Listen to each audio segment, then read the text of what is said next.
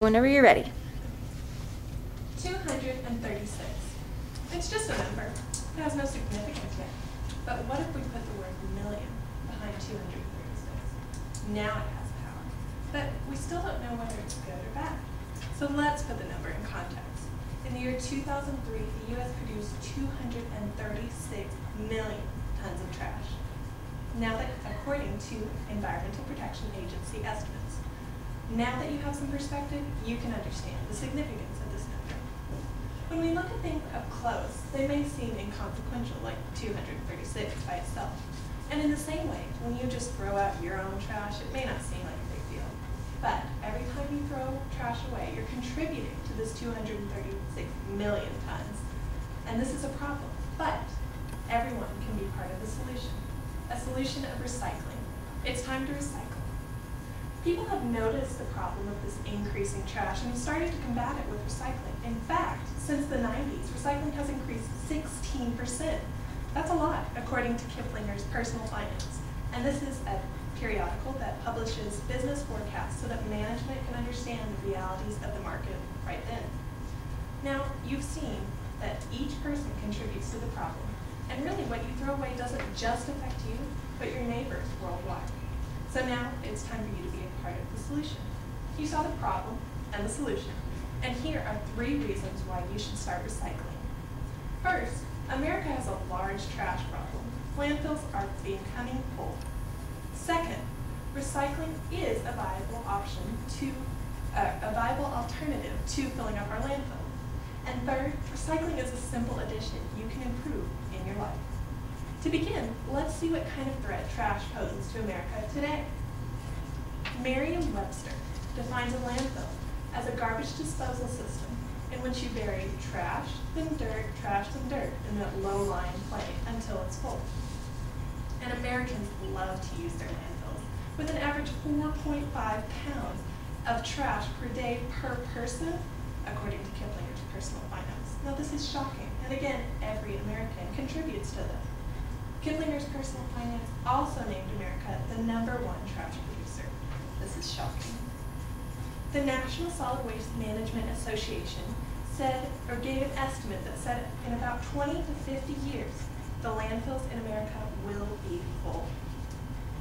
The EPA also estimates that some landfills will be full in 5 years in some states. Now, generously, this means that by the year 2061, our landfills will be gone. And by gone, I mean full. If no one does anything to stop this, the problem will persist. And to add to that, the population of America is not expected to decrease anytime soon. So the problem of garbage today will carry on to the future generation. Now, a hidden problem with trash is that there's a thing called landfill gas, which I've never heard of before, but when trash sits around, it creates this emission of carbon dioxide and methane, according to the U.S. Agency for Toxic Substance and Disease Registry. Now this is scary because scientists do not have a solid way to measure this yet, but they do know that it contributes to the greenhouse gas effect. Now this is an obnoxious gas, and it really makes landfills an eyesore for anyone who drives by, smells it, or lives nearby it. No one really wants a landfill in their backyard. So we've seen that there's tons of trash. The landfills are filling up quickly, and we're exposing ourselves to a potentially harmful gas. Let's see if recycling can help us out here. Now, if the scary statistics didn't encourage you to think about recycling, I'm going to show you how the recycling process works so you can understand what your contribution will be. The Columbia Encyclopedia defines recycling as the process of recovering and reusing materials from home, business, manufacturers, and even agricultural places in order to lessen their burden on the environment. The EPA states that there are 3 parts to the recycling process, beginning with collection. This one's pretty self-explanatory. The city collectors come and pick up the recyclables from home bins, buyback centers, deposit locations, or drop-off areas.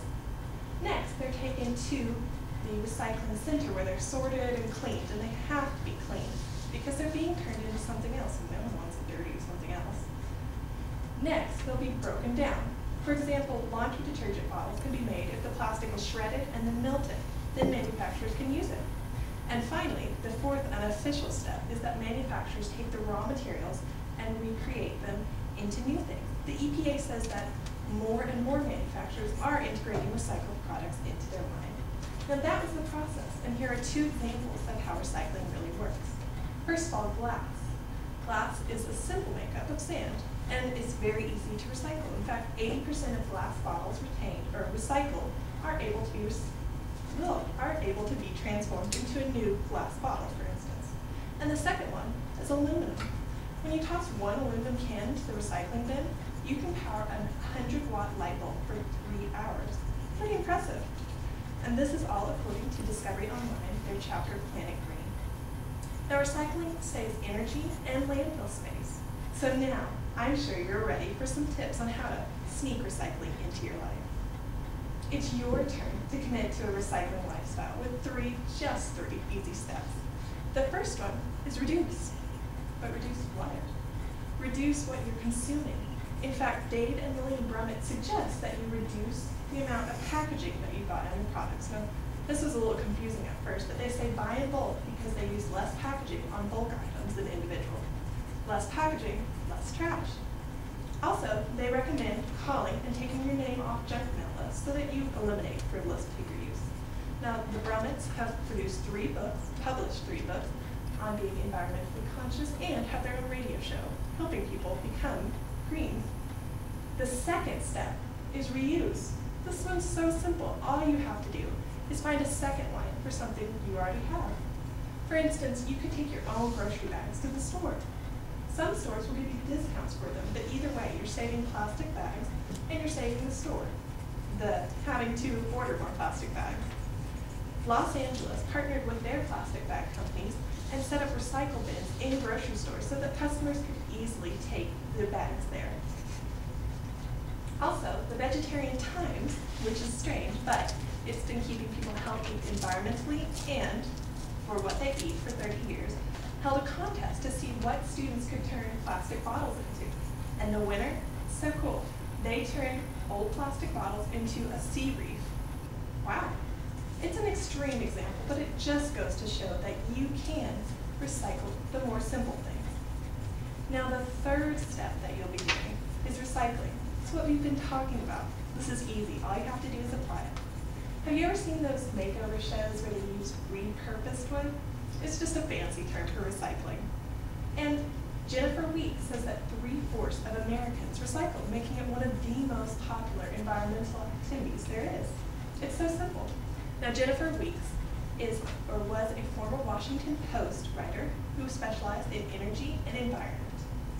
So when you choose to recycle, you'll be joining the majority. Go green. It's that easy. And when you do, you'll be in good company. In fact, Starbucks uses cups with 10% recycled material, and the outside cup holder is all recycled paper. Also, when you go to throw your scratch paper away, or maybe that first draft of your speech, don't throw it away, put it in the recycling bin. You'll be saving that much space in the landfill. Also, in 2010, 63.5% of paper consumed was able to be recovered for recycling, according to paperrecycles.org. Now, they have an affiliation with the Paper Industry Association Council. When you become this recycling professional, you'll need a challenge, and here it is. Try recycling half of what you have, or what you consume. This way, the Discovery Online estimates that you'll be saving 2,400 pounds of carbon emission. This is incredible, and you can all do it. So we're reducing, reusing, and recycling. Now, I want you to understand that every time you throw something away, you're adding to the problem. Also, remember that you can help solve the problem by recycling. To make sure that you understand why you should recycle, let's review the evidence.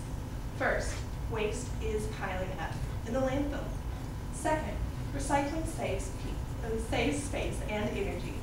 And third, you now know how to recycle in your life. It's that simple. I'd like to close with a quote from President Obama on his America Recycles Day. He said, "Each small act of conservation, when combined with other innumerable deeds across the country, can have an enormous impact on the health of our environment." Yes, we can. Thank you.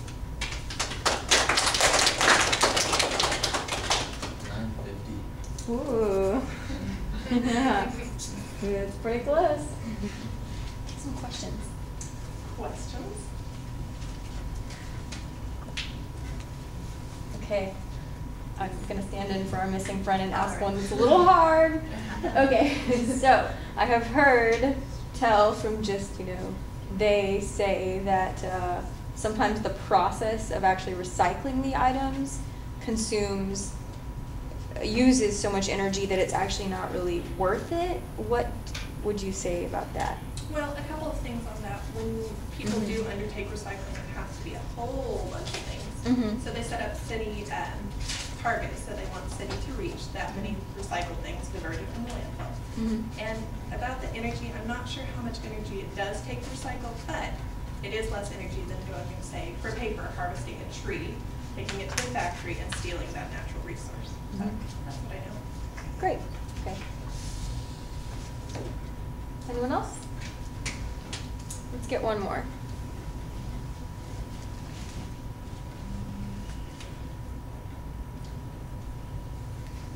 I'll wait for one more.